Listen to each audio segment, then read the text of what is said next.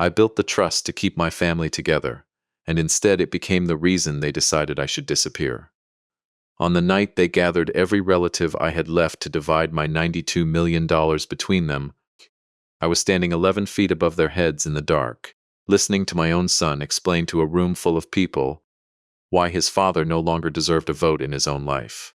Nobody looked up. Nobody thought to check the landing at the top of the stairs.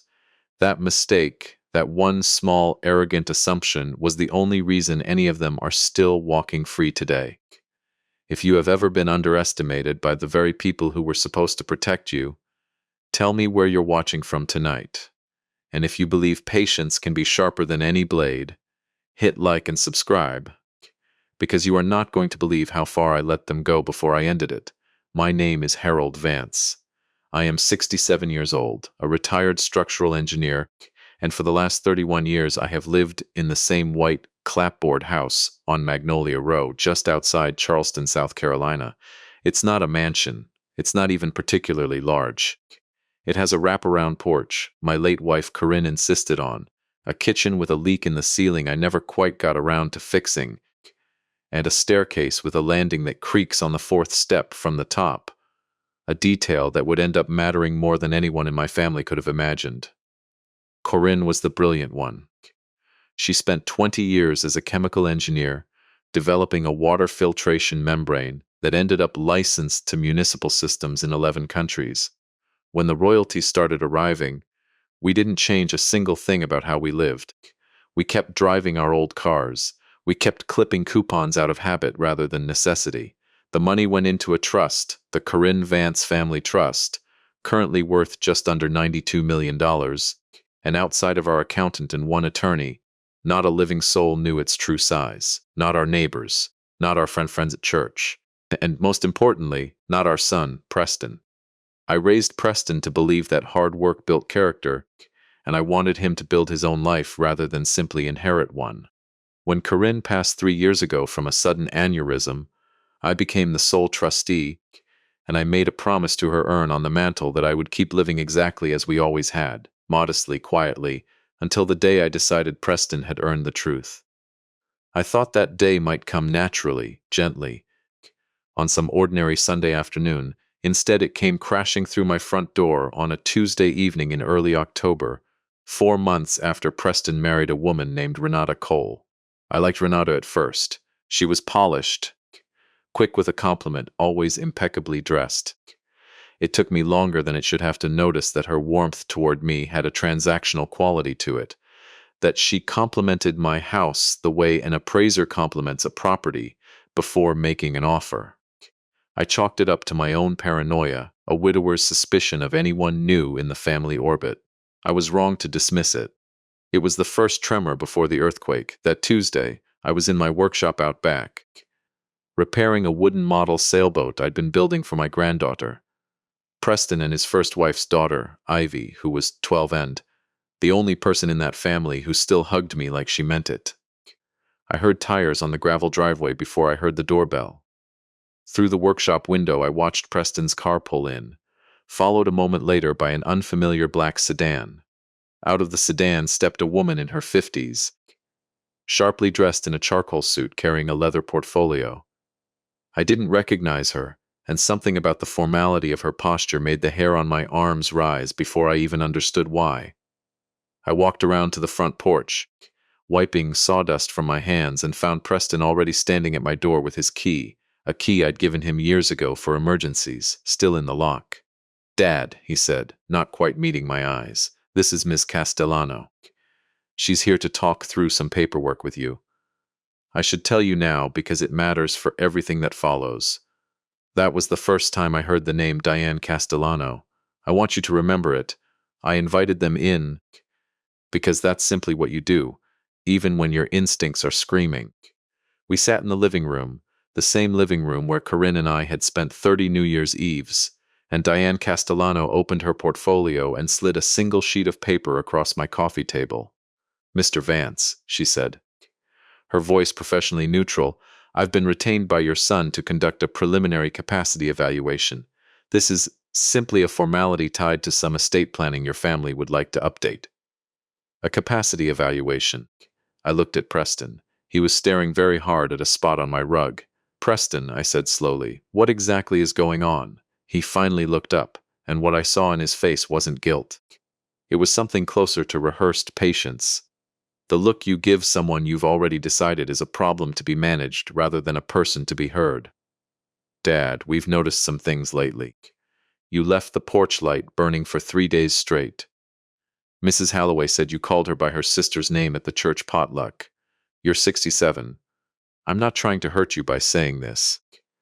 I'm trying to protect you before something worse happens. I sat very still. The porch light, Corinne used to leave it on for me when I worked late in the shop, and after she died, I'd started doing it out of some unspoken habit. A small ritual of missing her. It wasn't confusion, it was grief wearing the shape of routine, and Mrs. Halloway's sister, Dot.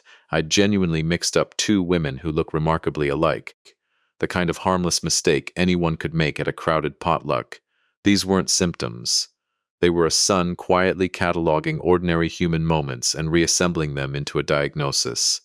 I don't need an evaluation, Preston, I said evenly. I'm perfectly capable of managing my own affairs. Diane Castellano offered a thin, practiced smile. That's precisely what this assessment will confirm, Mr. Vance, one way or the other. It's a simple conversation. Nothing invasive. I want to be honest with you. Some small, tired part of me almost let it happen right there. It would have been easier to simply answer her questions, prove myself lucid, and move on with my evening. But something about the way Preston kept glancing toward the door, as though checking whether I might bolt, as though I were a problem that needed containing rather than a father who needed reassuring, told me this wasn't a conversation. It was a rehearsal for something larger. I think, I said, standing, I'd like my own attorney present before I answer any questions about my mental state. That seems like a reasonable request. The temperature in the room shifted immediately. Diane Castellano's professional smile didn't waver, but her eyes flicked toward Preston, a question, waiting for direction. Preston's jaw tightened. Dad, you're being paranoid. This is exactly what I'm talking about. No, I said, my voice quieter now, but harder. This is exactly what a competent man sounds like when his son shows up with a stranger to question his mind. I'd like you both to leave. They left. Diane Castellano gathered her papers with unhurried precision, the kind of woman who has done this 100 times and isn't rattled by resistance. At the door, she paused and looked back at me with an expression I couldn't quite read. Something almost like appraisal, though not the kind I'd expected. Mr. Vance, she said, for what it's worth, I'd encourage you to retain independent counsel. Quickly. It was strange advice for a woman working for the opposing side. I filed it away and didn't think much of it that night. I should have. For the next several days, life resumed something like its normal shape. Preston didn't call. I told myself it was a misunderstanding that would blow over, the kind of friction every family has now and then. I kept working on Ivy's sailboat. I kept the porch light off, out of some stubborn refusal to give them ammunition.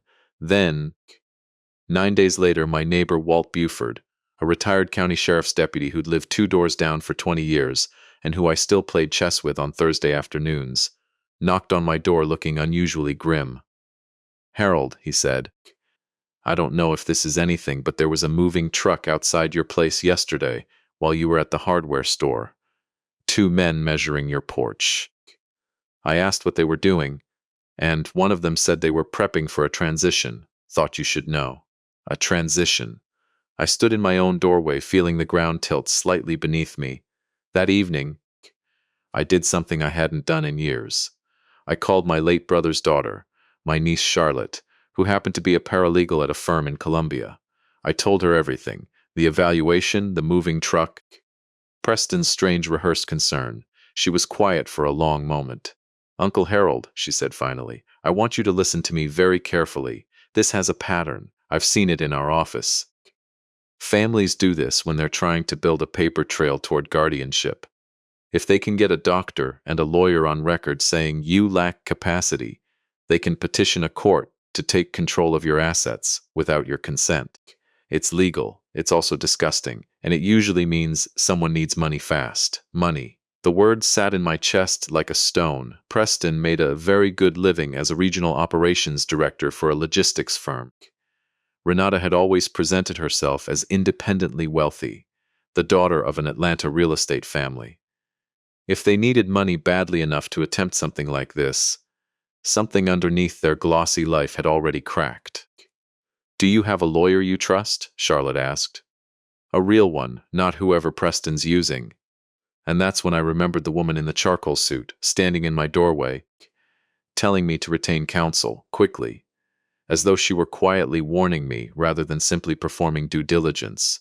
I looked up Diane Castellano's firm the next morning. It was a boutique elder law practice in downtown Charleston, well regarded, specializing, according to their website, in guardianship defense and elder financial abuse. Guardianship defense, not offense. My stomach turned over slowly as a new, colder possibility took shape. What if she hadn't been hired to build a case against me at all? What if Preston had misrepresented himself to her, the way he'd apparently misrepresented my confusion to Mrs. Halloway, and Diane Castellano had realized, in my own living room, exactly what kind of family she'd actually walked into? I called the number on the website. When I gave my name, there was a pause on the other end of the line, and then Diane Castellano herself picked up. "Mr. Vance," she said, and her voice had changed entirely from the flat professional tone of 9 days earlier. "I've been hoping you'd call. We spoke for nearly an hour." She told me that Preston had approached her firm, claiming his elderly father was showing early signs of dementia, and that the family needed a quiet, low-conflict capacity assessment to begin transitioning financial responsibilities. It's a common enough request that her firm handles legitimately and often compassionately, but something about the visit had troubled her. The way Preston had coached her beforehand on specific phrases to use, the way he'd seemed almost disappointed when I calmly and lucidly asked for my own counsel rather than dissolving into confusion. "In my experience, Mr. Vance," she said, "genuinely declining individuals often struggle to articulate boundaries under pressure. You did the opposite. You recognized the ambush and shut it down immediately. That's not the profile of a man losing his faculties. That's the profile of a man who was right to be suspicious." I asked her, carefully, whether she would be willing to represent me instead. There was a brief silence. "Mr. Vance, before you ask that, I need to be transparent with you. Your son has already paid my firm a retainer. If I'm going to walk away from that relationship and represent you instead, I need you to understand this will get adversarial, possibly quickly. I also need to ask, and please don't take this the wrong way, given the circumstances, do you have any independent financial resources? Sometimes what looks like a fight over protecting Dad is really a fight over assets people don't fully understand yet." I told her the truth, all of it, the trust, the $92 million, the 3 years of quiet, deliberate ordinary living that had kept it hidden from everyone, including my own son. The silence that followed was long enough that I thought the call had dropped. "Mr. Vance," she finally said, her voice low and careful, "I think you need to understand something important. People do not stage capacity evaluations, hire moving companies, and quietly recruit family friends as character witnesses over a modest suburban house and a pension. That kind of coordinated effort, the specificity, the speed, tells me your son already knows, or strongly suspects, that there is far more money involved than a house is worth. Someone has done their homework. And I don't think it was you who told them." That single sentence rearranged everything I thought I understood about my own family. Someone had found out. Someone had gone looking. And the only person besides my accountant and my original attorney who had ever had access to any paperwork touching the trust was Preston himself. During the 6 months, 2 years earlier, when he'd helped me organize Corinne's estate files after she passed, ostensibly out of grief and filial duty. I sat in my study that night with the lights off, staring at the framed photograph of Corinne on my desk, and I felt something in me go very quiet and very cold. Not rage yet, rage would come. What I felt first was the specific, bottomless grief of realizing that my son had been studying me the way you study a structure before you decide exactly where to place the charges that bring it down. I retained Diane Castellano that night. over the phone, on the spot. She told me the very first thing we needed to do was stop reacting and start watching. If they believe you're isolated, confused, and unaware, she said, they will move carelessly. The moment they believe you're onto them, they will move carefully, and careful people are much harder to catch. Give me 2 weeks, Mr. Vance. Let them think they're winning. I agreed. I had no idea that night just how far they were willing to go to win. 3 days later, I received a call from Preston, his voice warm and conciliatory in a way that immediately put me on guard. Dad, I've been thinking about how that meeting went, and I feel terrible. I want to make it right. Family should come together, not fight through lawyers. What if we did something simple? Just a family dinner, everyone together, no paperwork, no evaluations, just us. I said yes. Of course I said yes. Diane had told me to let them believe I was still the same trusting man I'd always been, and besides, some small foolish part of me wanted it to be true. Wanted this to be a genuine olive branch rather than the next careful step in a plan. The dinner was held 2 weeks later at Preston and Renata's house, a sprawling, newly renovated colonial on the good side of Mount Pleasant that I'd always privately thought was far beyond what a regional operations director's salary should reasonably afford. I arrived to find not just Preston and Renata, but my sister-in-law Pauline, my cousin Gary and his wife, and even old family friends the Hendersons, all gathered with the easy, performative warmth of people who'd rehearsed being casual. Ivy, my granddaughter, ran to hug me the moment I walked in, and for just a moment, holding her, none of the rest of it mattered. Dinner was pleasant, almost aggressively so. It was only afterward, when Renata suggested everyone move to the sitting room for coffee, that I noticed the folding table set up discreetly near the fireplace, and on it, a leather portfolio identical to the one Diane Castellano had carried into my living room 3 weeks earlier, except this one bore a different firm's letterhead. Dad, Preston said, settling into the armchair across from me with the practiced ease of a man about to deliver a speech he'd given before, at least in his head. I know the last meeting felt cold, clinical. That wasn't fair to you, and I'm sorry. But I still think, as a family, we need to have an honest conversation about the future, about what happens to what you have, so that when the time comes, none of us are left scrambling or fighting. I looked around the room. Every face was turned toward me with an expression of careful, coordinated concern. Pauline dabbing at nothing near her eye, Gary nodding solemnly, even the Hendersons wearing the grave faces of people attending a funeral for someone not yet dead. And that's when I understood, with total clarity, exactly what I was looking at. This wasn't a family dinner. It was a meeting. A meeting about dividing what they believed was a modest estate, my house, my savings, whatever small comfort I'd built over a lifetime, dressed up in the language of love and concern. They didn't know about the $92 million. Not the real number. But they knew, or suspected, there was more than I'd ever let on, and they had gathered an audience of relatives specifically to make refusal feel like cruelty, isolation feel like confirmation of decline, and their own greed feel to themselves like devotion. I sat very still, my hands folded in my lap, and I let them talk.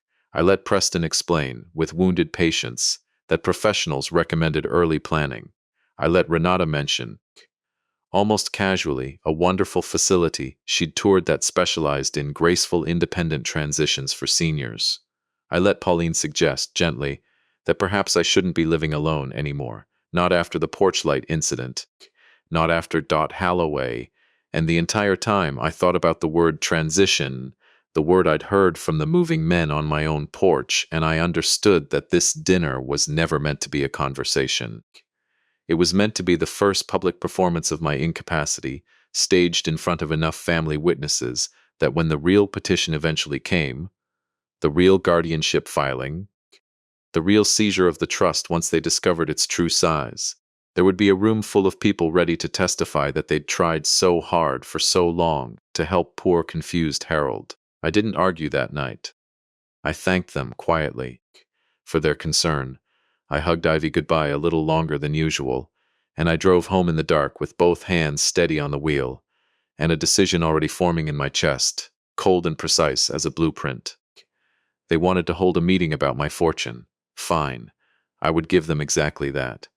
But the next time my family gathered in a room to decide what I was worth and what I deserved to keep, I intended to be somewhere they never thought to look, close enough to hear every word, and patient enough to let them say all of it before I ever let them know I'd been listening. The days that followed the dinner were the strangest of my life, because I spent them performing a version of myself I no longer was. I let the porch light stay dark. I answered Preston's check-in calls with a slight, deliberate vagueness in my voice, the kind that could be mistaken for tiredness or could be mistaken for something worse, and I let him decide which. I wanted him comfortable. I wanted him careless. Diane Castellano had been right about that much. Careful people are hard to catch, but a man convinced he's already won stops watching his own footing. Diane and I met twice a week now, always at her office, never at my house, in case they'd already thought to have someone watch my comings and goings.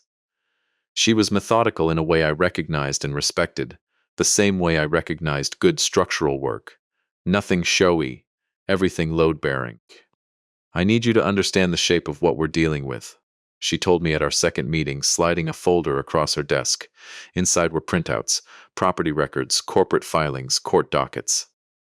I did some digging of my own, separate from anything Preston shared with me during our brief professional relationship.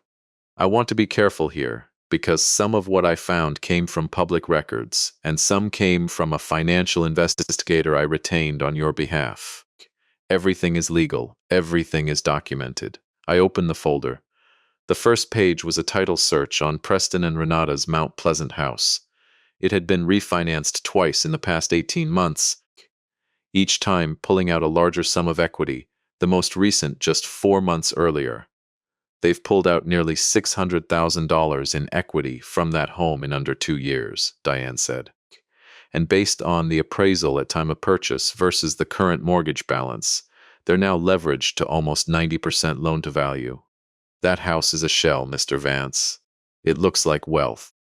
It's actually a very expensive liability. The second page was worse. A civil judgment filed in DeKalb County, Georgia, Renata's home state, against a business entity called Cole Capital Strategies, LLC, of which Renata was listed as sole managing member. The judgment was for just over $2.1 million in favor of a group of private investors who alleged she had solicited funds for a real estate investment fund that, according to the filing, never actually purchased any real estate. She ran what looks, on paper, disturbingly close to a small-scale Ponzi structure, Diane said carefully. New investor money paying returns to old investors. No underlying asset ever materializing. The judgment was entered 11 months ago. She's had almost a year to pay it. She hasn't paid a cent, which tells me either she genuinely doesn't have it, or she's hiding it somewhere the judgment creditors haven't found yet. I sat with that for a long moment, feeling something horribly clarifying settle into place. So they're not doing this because they think I'm a wealthy man they'd like to be wealthier off of, I said slowly. They're doing this because they're drowning. That's my assessment, yes, Diane said. Desperate people don't build slow, patient plans. They build fast, aggressive ones, and they make mistakes in the process, which frankly is good for us. A careful predator is dangerous. A desperate one is sloppy. Sloppy people leave evidence. What kind of evidence would we even be looking for? Diane leaned back in her chair. Guardianship petitions require documented incapacity. Real ones take months to build responsibly, repeated medical evaluations, documented incidents, physician affidavits. What I saw in your living room 3 weeks ago was not the beginning of a responsible process. It was theater, meant to manufacture the appearance of a paper trail quickly. If they're moving that fast, it's because they're on a deadline. I want to know what that deadline is. Because whatever's chasing your son and his wife, Mr. Vance, it's not patience. It's something with teeth. I thought about Walt Buford's moving truck. I thought about the word transition. I thought about the folding table with the leather portfolio set up before I'd even walked through Preston's door, prepared and waiting like a trap already sprung. There's something else, I told Diane. A neighbor of mine used to be a sheriff's deputy. He mentioned men measuring my porch, talking about a transition, while I was out running errands. That was before the dinner, before anyone had even formally raised the idea of me moving anywhere. Diane wrote that down without comment, but her jaw tightened slightly. That's premeditation, Mr. Vance. That's not a family gently, gradually coming to a hard decision out of love. That's a family that had already decided the outcome and was simply waiting for enough witnesses to make it look legitimate. I drove home that evening past my own street twice before I could make myself turn onto it, some instinct telling me to look at my house the way a stranger might, really look at it. The porch, the driveway, the workshop out back where I'd spent 30 years building small, careful things with my hands. I sat in my truck in the driveway for a long time before going inside. That night, unable to sleep, I did something I hadn't done since Corinne died. I went up into the attic and pulled down an old cedar trunk that had belonged to her father, a career Navy man who'd installed, decades ago, a small hidden compartment in the floor of our bedroom closet, his idea of a joke, originally, a spy hatch, he'd called it, built for a daughter he wanted to raise fearless. Corinne had shown it to me on our wedding night, laughing, telling me it was where she'd keep her secrets from me. I'd never used it for anything but a spare set of house keys and an old watch that no longer worked. That night I cleared it out and began, very deliberately, to build something else inside it, a place to keep the truth safe while I let the rest of the house fill up with lies. The next call from Preston came 6 days later, and this time his voice carried an urgency I hadn't heard before, the careful warmth of the dinner party entirely gone, replaced by something tighter, faster. Dad, I need you to do something for me. Renata's mother is having some health issues down in Atlanta, and we need to fly down for a few days. Could you sign a temporary limited power of attorney?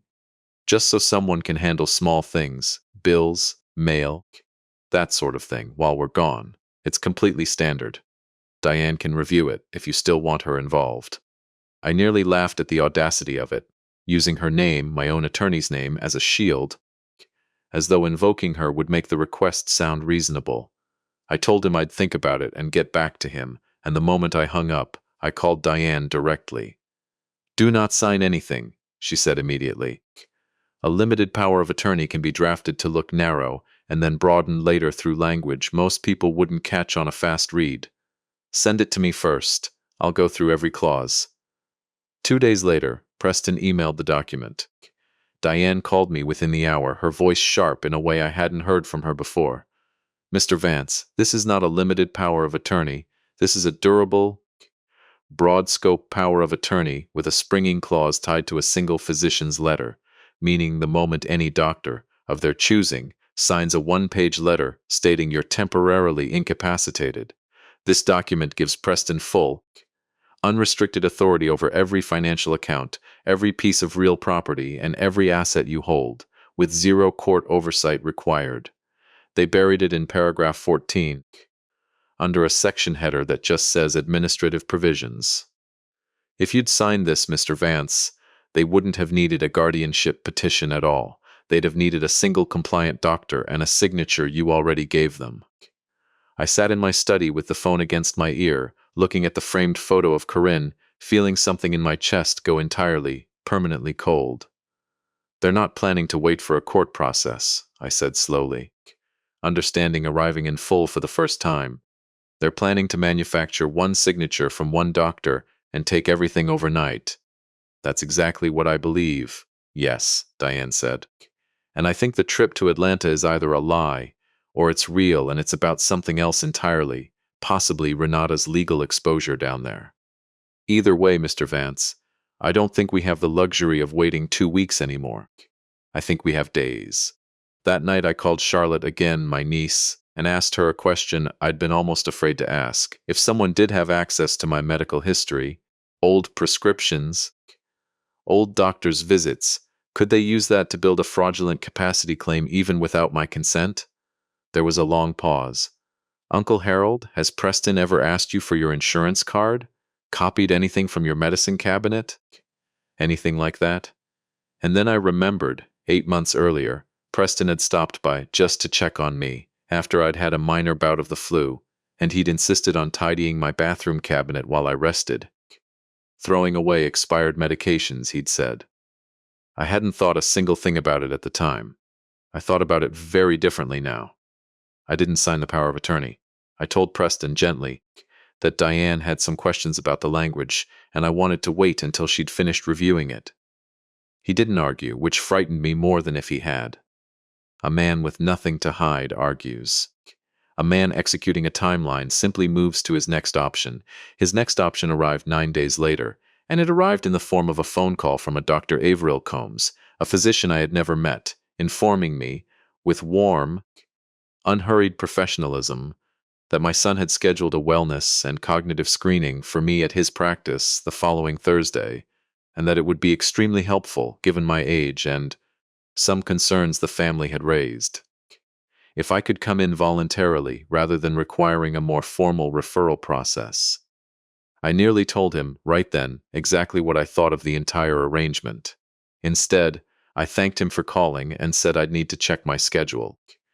The moment I hung up, I called Diane. She was quiet for a long moment after I explained.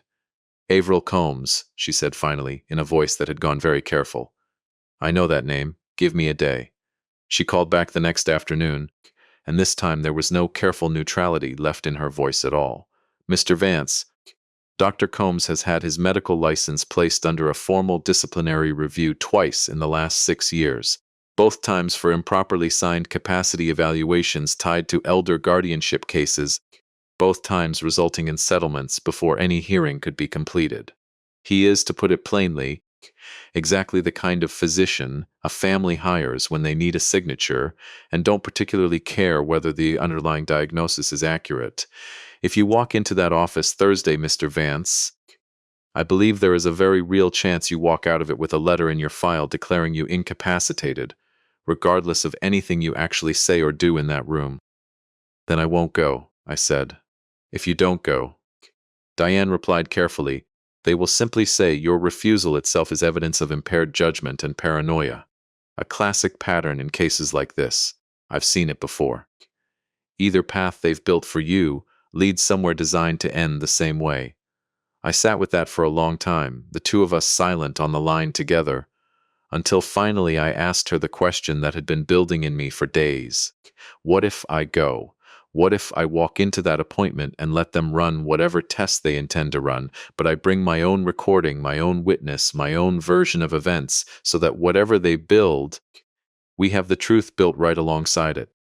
There was a pause, and then, for the first time since I'd met her, I heard something like genuine respect in Diane Castellano's voice. Mr. Vance, that is precisely the strategy I would have recommended. Let's build it properly. We spent the following 3 days preparing with the same meticulous care I once brought to load calculations on a bridge deck. Nothing left to chance. Every variable accounted for.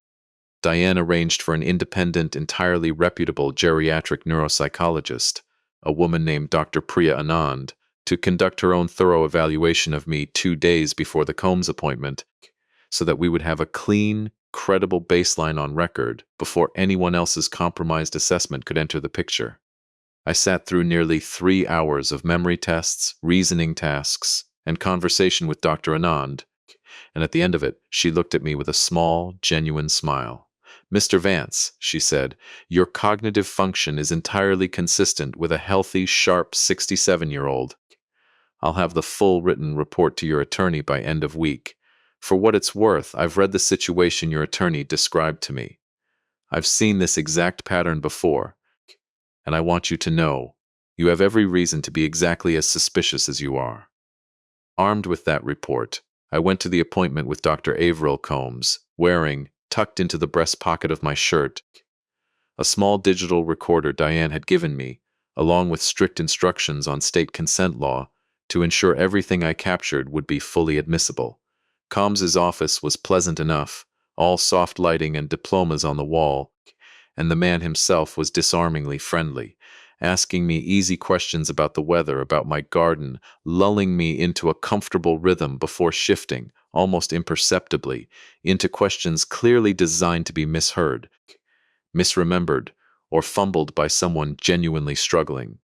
He asked me to count backward from 100 by sevens, then interrupted me halfway through with an unrelated question about my grandchildren, then abruptly asked me to resume the counting, a classic disorientation tactic, Dr. Anand had warned me, designed to manufacture confusion in a perfectly clear mind. I answered every question calmly, precisely, and completed the counting exercise without a single error, despite his interruption. I watched something flicker across his face. Mild, professional irritation.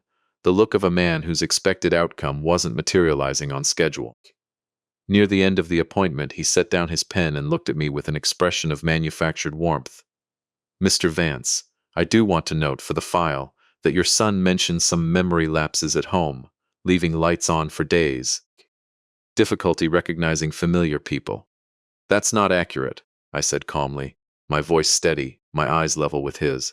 "I left a porch light on because my late wife used to leave it on for me, and I've continued the habit out of grief, not confusion, and I mistook one elderly neighbor for her nearly identical sister at a crowded, poorly lit church function, a mistake I imagine half the room could have made. I'd ask that you note both of those explanations accurately in whatever you write, Doctor, since accuracy in a medical file used to determine a man's legal competency seems like it should matter." He didn't write anything down for several seconds. When he finally spoke again, his warmth had cooled considerably. "Of course, Mr. Vance, of course. I left that office with a recording in my pocket that captured, in Combs's own voice, both his leading, disorientation-designed questioning and his failure to note my clear, coherent explanations, and, separately, a report from Dr. Anand documenting a full, healthy cognitive baseline established just 2 days earlier by a physician with no financial relationship to my family whatsoever. Deanne reviewed both within 48 hours and called me with something I hadn't heard in her voice before: satisfaction. "Mr. Vance, if Dr. Combs signs a capacity letter after this examination, we now have overwhelming documentation to challenge it. A compromised examiner with a documented disciplinary history, a leading and manipulative examination technique captured on tape, and an independent, credible baseline from days prior showing full capacity. If they try to use this to trigger that power of attorney or file for guardianship, we will not simply defend against it. We will dismantle it publicly." I should have felt relief. Instead, sitting alone in my study that night, I felt something heavier settle over me. The full, undeniable weight of understanding exactly how far my own son had been willing to go, not an argument over money, not even simple greed, a calculated, multi-step campaign to have his own father declared legally non-existent, built with the same cold precision I once used to calculate whether a beam could bear its load before it failed. 2 nights later, I couldn't sleep, and I found myself standing at my bedroom window a little past 11, looking out at the dark street, when headlights swept briefly across my curtains and then cut off 2 houses down. It was Preston's car, parked well short of my driveway, in a spot mostly hidden by the Hendersons' hedge. I watched him sit there in the dark for nearly 10 minutes before finally pulling away. I called Walt Buford the next morning and asked him, as gently as I could, whether he'd noticed anything unusual. He had. He told me, with the flat professional caution of a former deputy, that he'd seen the same car parked in roughly the same spot 3 separate nights that week, always late, always brief, and that whoever was inside it seemed to be watching my house rather than visiting it. That was the moment I understood we had moved past legal maneuvering into something with a different, colder texture entirely, the texture of surveillance, of a man studying his target's patterns before making a final move. I didn't know yet exactly what that move would be. I only knew, standing at my window in the dark, that whatever gathering they were planning next would not be another gentle dinner with a folding table near the fireplace. It would be the real one. And this time I intended to be there, just not where anyone expected to find me. The confirmation of what they were planning came on a rainy Thursday morning, 11 days after Walt first mentioned the parked car outside my window. Diane called before 8, her voice carrying an urgency that told me the waiting was finally over. "Mr. Vance, my investigator picked up something significant. Dr. Combs signed a capacity letter yesterday afternoon, a preliminary finding of mild but concerning cognitive impairment, warranting further family intervention. It's not a full incapacity declaration, but it's exactly the kind of soft, ambiguous language that gives your son legal cover to move forward with something bigger. And there's more. My investigator also confirmed a gathering scheduled for this Saturday evening at your son's house. The invitation list includes Pauline, Gary and his wife, the Hendersons, and this is the part that matters, an estate attorney named Foster Lane, who specializes almost exclusively in guardianship petitions and asset transfer under diminished capacity statutes. This isn't a dinner, Mr. Vance.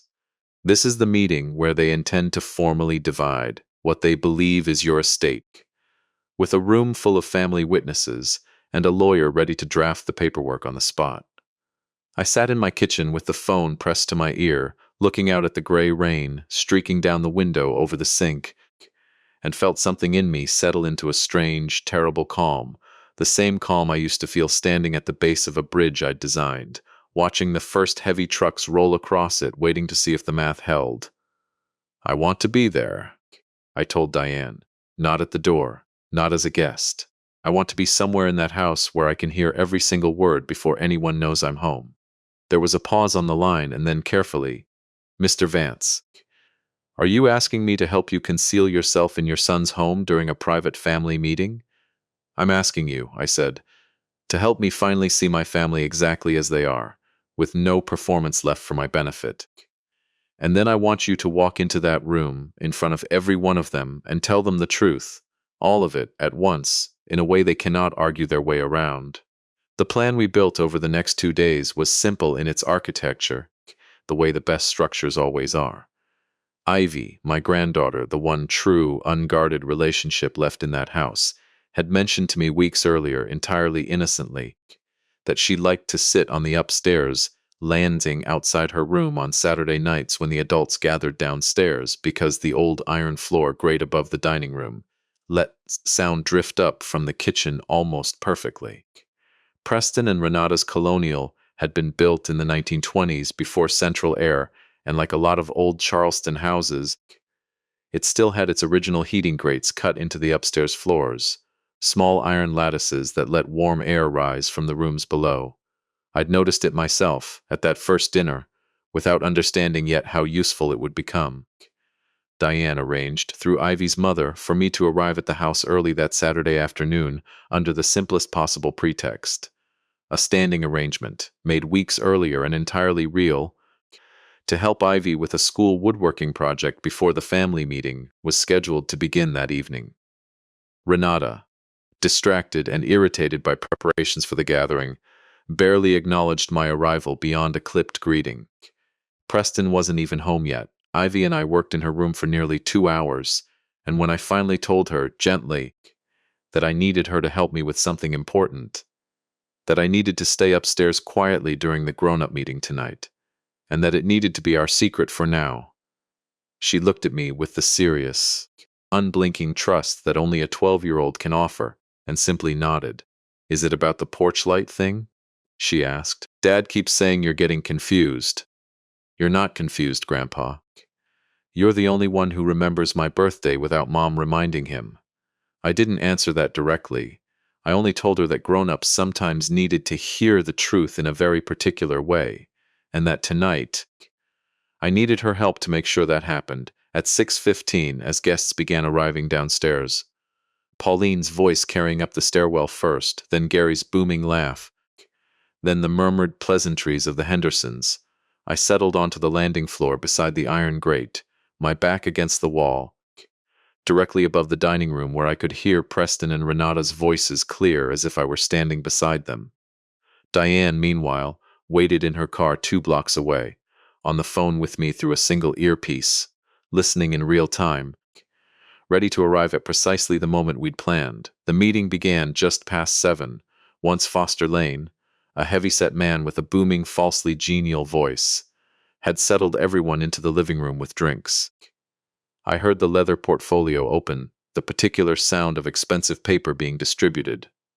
Thank you all for coming, Preston said, and even through the floor, I could hear the practiced solemnity in his voice, the tone of a man who had rehearsed grief he didn't actually feel. This isn't an easy conversation to have, but I think we all agree it's a necessary one. Dad's decline has been gradual, but it's accelerating. Dr. Combs's assessment confirmed what most of us have already seen with our own eyes. It's just so sad, Pauline said, and I heard, even through the ceiling, the particular hollowness of a sadness performed for an audience rather than felt. Harold was always so sharp. It happens so fast at this age. Foster Lane's voice cut through, brisk and businesslike. Given the physician's letter, we have a clear path forward under the springing power of attorney your father already has on file with the family. Once we secure a second corroborating opinion, which frankly, given today's assessment, should be a formality. Once that's in place, Preston, you'll have full authority to begin managing and, if necessary, liquidating assets on your father's behalf without requiring a court guardianship at all. Cleaner, faster, less public. I felt my jaw tighten in the dark of that landing, understanding now with total clarity that they intended to weaponize a document I had never signed, using a letter built on a rigged examination in order to seize control without ever setting foot in a courtroom where a judge might actually look closely at what they were doing. So walk us through the numbers, Gary said, and I heard ice clink against glass. The casual sound of a man settling in for a business meeting rather than a family crisis. What exactly are we talking about here? House, the savings, what else? The house alone is worth close to $400,000, Preston said. There's roughly $210,000 in his checking and savings combined based on statements I saw a while back. There may be some additional retirement accounts we haven't fully mapped yet. That's not enough, Renata said, and her voice had none of the performed grief the others carried. It was flat, impatient, entirely practical. Preston, we discussed this. That's not nearly enough to cover what we need to cover. The room went quiet for a moment. Foster Lane cleared his throat delicately. There may be more here than initially estimated, he said carefully. I did a bit of preliminary digging given the scope of this engagement. Corinne Vance's patent licensing income was substantial. Filed royalty disclosures suggest a trust structure that, conservatively, could be worth significantly more than a few $100,000. I'd estimate we're potentially looking at 8 figures, possibly higher, once we get full transparency into the trust documents. I heard Pauline gasp softly.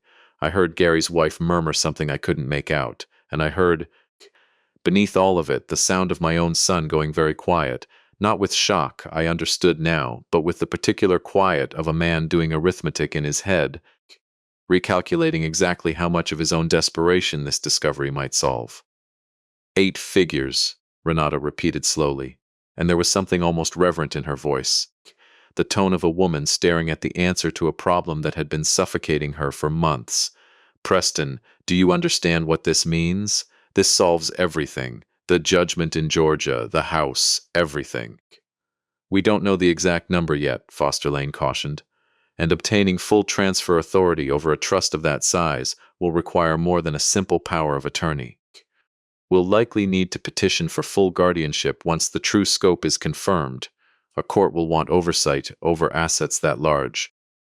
But the medical foundation we're building now is exactly what makes that petition strong. I sat perfectly still on that landing, feeling something in my chest crack open, not from the discovery that they knew, now, the true scale of what they were trying to take, but from the casual, businesslike ease with which my own son discussed dismantling my legal existence over cocktails, surrounded by relatives nodding along like this was simply prudent family planning. There's one more thing, Preston said, and something in his tone shifted quieter now, almost hesitant. I want to be honest with everyone here because I think you should know what's actually driving the urgency. Renata and I are in serious financial trouble. Real trouble. There's a judgment against her from an old investment fund, and creditors have started circling. If we don't resolve this soon, we could lose the house, and worse. Preston, Renata hissed, clearly not having wanted that detail shared so plainly. They deserve to know why we're moving fast, he said. This isn't just about protecting Dad, it's about protecting all of us. If this family loses everything because we waited too long to act, that's on us. I heard murmurs of understanding ripple through the room, Not horror at what they were describing, but sympathy, the warm collective sound of relatives closing ranks around a shared, self-serving justification. Nobody in that room, I understood in that moment, was going to be the one to say this is wrong. They had all, in their own quiet ways, already decided that my life was worth less than their comfort. That was when I gave Ivy the small nod we'd agreed on, and she slipped quietly downstairs to the kitchen, ostensibly for a glass of water, and sent the single text message that told Diane it was time. 4 minutes later, I heard the doorbell. There was a brief confused pause downstairs, footsteps, the door opening, and then a voice I knew now better than almost anyone else's in my life, calm, clear, and utterly unhurried. Good evening. My name is Diane Castellano. I'm Harold Vance's attorney. I believe I'm expected. The confusion in the living room was immediate and audible even through the floor. Preston's voice sharp with surprise, Foster Lane's booming confidence faltering slightly, Renata demanding, with brittle politeness, what exactly this was about. I think you'll find, Diane said, her voice carrying easily into every corner of that room, that this concerns all of you directly. I understand you've gathered tonight to discuss dividing Mr. Vance's estate, based on a capacity letter signed yesterday by Dr. Averill Combs, a physician currently under his second disciplinary review for improperly signed guardianship evaluations. I have that documentation with me tonight, should anyone care to review it. I heard chairs shift. I heard Foster Lane begin to say something about proper channels, about this being an inappropriate interruption of a private family matter. It would be an inappropriate interruption, Diane agreed evenly, if this were, in fact, a private family matter. But you're currently discussing the transfer of assets belonging to a man who has not been declared incapacitated by any court, based on a medical letter I intend to formally challenge, produced by an examiner your own son selected specifically because of his documented history of signing exactly this kind of letter without adequate examination. I'd also like to note, for the record, that a licensed independent neuropsychologist evaluated Mr. Vance 2 days prior to that appointment and found him entirely, unambiguously competent. I have that report as well. This is absurd, Renata's voice cut in, sharp and rising. You can't just walk into our home and... There's something else you should know, Diane said, and I felt my own heartbeat pick up because this was the moment, the one we had planned, the one that could not be undone once spoken. Mr. Vance is here tonight. The silence that followed was total. I could hear through the iron grate the specific quality of a room full of people simultaneously understanding they had been overheard. He's not confused. He's not incapacitated. And he has been sitting upstairs on the landing outside his granddaughter's room since before this meeting began, listening to every single word.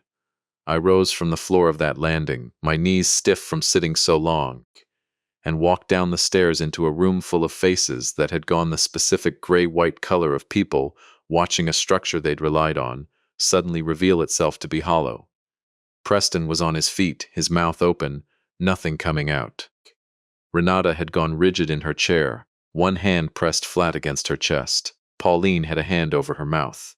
Foster Lane, to his credit, had already begun quietly gathering his papers, the practiced retreat of a man who recognized, faster than anyone else in that room, exactly how badly this had just gone. I stood at the bottom of the stairs, in the same living room where they had gathered to decide, without me, what I was worth, and how quickly they could take it. I heard the number, I said, my voice quieter than I expected, though it carried easily in that stunned silence. 8 figures, Foster said. He was low, actually. It's $92 million, held in the trust your grandmother left me. Preston, I never touched a dollar of it in 3 years because I wanted to see who you'd become without it hanging over your head. I got my answer tonight. I heard all of it. Dad, Preston started, his voice cracking. I can explain. I heard you explain, I said. I heard you explain it very clearly, sitting right above your head, while you discussed liquidating my house and seizing my accounts using a fraudulent medical letter, in front of your aunt, your cousin, and old family friends, none of whom said a single word to stop you. I heard Renata call it a solution to her problem. I heard Foster describe the guardianship process like a real estate closing. The only person in this entire house who told me the truth tonight was a 12-year-old girl who thought it was strange that her grandfather needed to hide upstairs to hear his own family talk about him. Nobody spoke. Pauline was crying now, quietly, though whether from guilt or simple shock, I couldn't say and didn't particularly care to know. I'm not going to pretend this is a misunderstanding, I continued. Diane has recordings, medical documentation, and financial records establishing exactly what was attempted here tonight. A coordinated effort to have me declared incompetent, using a compromised physician in order to seize control of assets you didn't even fully understand the size of until an hour ago. That's not confusion on my part. That's fraud, elder financial exploitation, and depending on how the guardianship petition was ultimately going to be filed, likely conspiracy on yours. Harold, please, Foster Lane said, his booming confidence entirely gone now, replaced by the careful tone of a man calculating his own exposure. I want to be clear, I was retained in good faith based on representations made to me by your son. I had no independent knowledge that the physician's assessment was compromised. You'll have every opportunity to explain that to the State Bar, Diane said evenly. Given that a cursory background check would have revealed Dr. Combs's disciplinary history in about 10 minutes, I'd suggest retaining your own counsel, Mr. Lane, and I'd suggest doing it tonight. He left within minutes, offering no further defense, gathering his portfolio with the swift, silent efficiency of a man abandoning a sinking structure before it could pull him under with it. I looked at Renata, who had not cried, had not apologized, had simply sat very still with the calculating stillness of someone already trying to determine her next move. I know about the judgment in Georgia, I told her. I know about the investors who never got their real estate. I imagine that's coming for you regardless of what happened here tonight. I won't be the solution to that problem. Finally, I looked at Preston, really looked at him, the way I hadn't allowed myself to since that first evening with Diane Castellano standing uncertainly in my doorway. He looked smaller than I remembered him, smaller than the boy I'd taught to fish off the dock at Folly Beach, smaller than the young man who'd walked me down the aisle at his own wedding and thanked me, through tears, for everything I'd given him. I'm not going to pretend I don't understand fear, Preston, I said. I understand debt. I understand what it does to a man when he feels the walls closing in.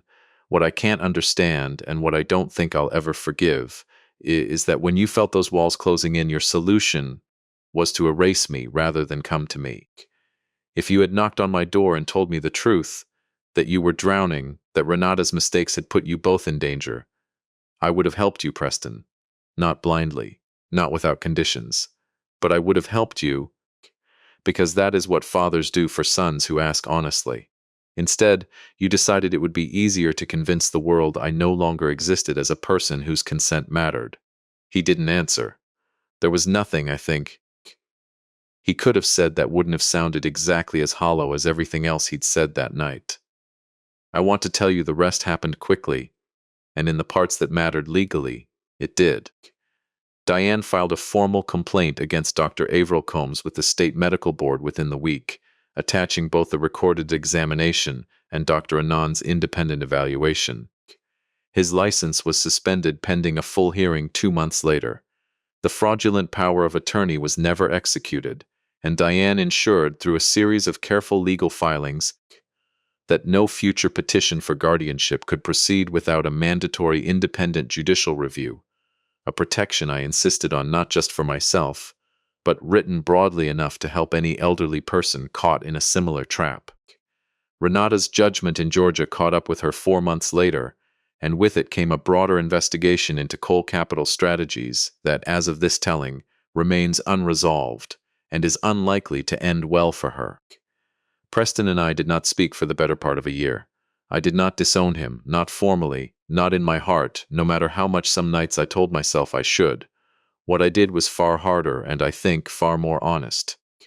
I let him face every consequence of what he'd built without stepping in to soften it, while making sure, quietly, through Diane, that Ivy's college fund remained untouched and fully protected regardless of anything else that happened to her parents' finances.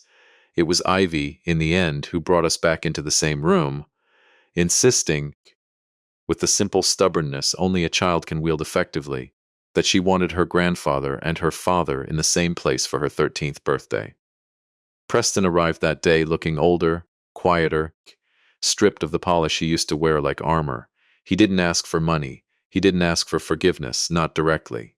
He asked, haltingly, if I would consider letting him earn back my trust slowly, in whatever way I thought was fair, starting with nothing more than showing up, consistently, as the father his own daughter still needed him to be.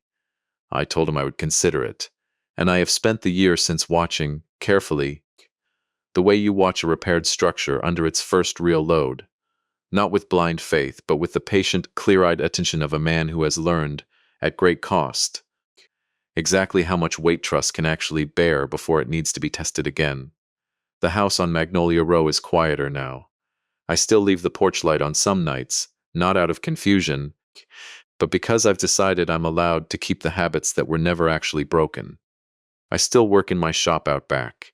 I finished Ivy's sailboat months ago. She keeps it on a shelf in her room, and sometimes, when she visits, she tells me it's the only thing in the house that's exactly the same as it always was. I've come to believe that the people who love you honestly will ask you for help, even when it's humiliating, even when it costs them their pride. And the people who don't will ask a stranger to declare you gone instead, because it's so much easier to divide what belonged to a man than to sit across from him and admit you failed him. My son mistook my quiet, ordinary life for weakness, and my patience for confusion, and it very nearly could cost him everything, including me. The hardest lesson of my life wasn't discovering what my family was capable of. It was learning that protecting yourself from the people who are supposed to protect you doesn't make you cruel. It makes you, finally, awake. If tonight's story meant something to you, I'd be grateful if you'd hit like and subscribe. And if you've ever had to fight to be believed by the very people who were supposed to believe in you first, tell me about it in the comments below. I read every single one. Thank you, and take care of each other, honestly, while you still can.